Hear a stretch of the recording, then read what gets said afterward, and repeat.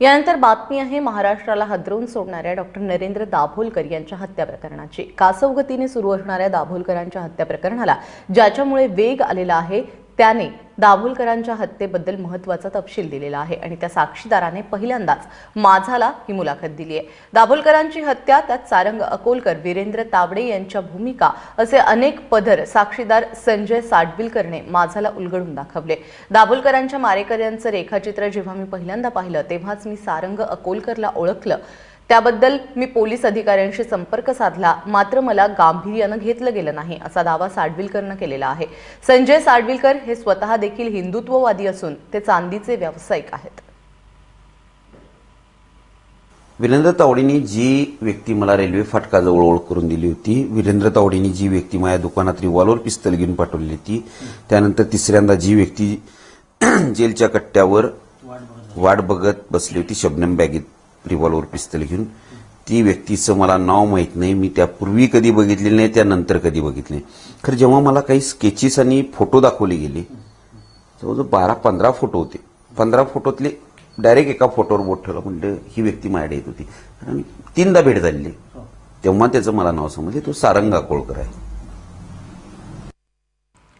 दरम्यान दाभोलकर हत्येविषयी माझ्याकडे असलेल्या माहितीबद्दल जेव्हा पोलिसांनी दुर्लक्ष केलं तेव्हा मित्राच्या सांगण्यावरून मी राष्ट्रवादीचे आमदार जितेंद्र आव्हाड यांच्याशी संपर्क केला।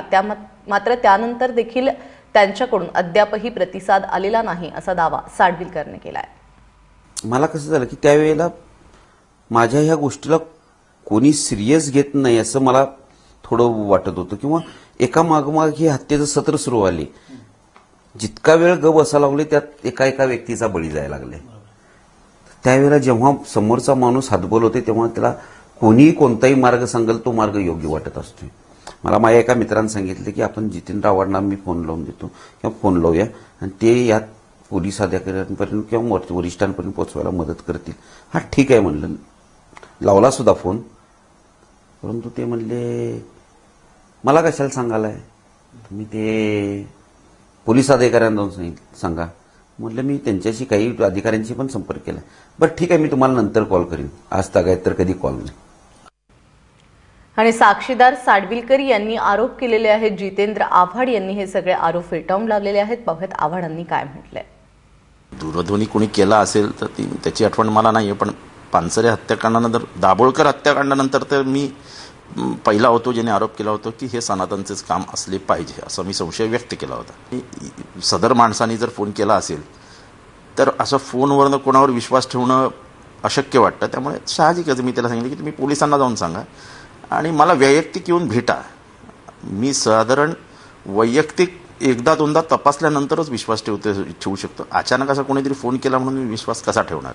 त्यांनी मला काही सांगितलं असेल आणि मी त्यावरती कारवाई केली नाही असं कदापि शक्य नाही।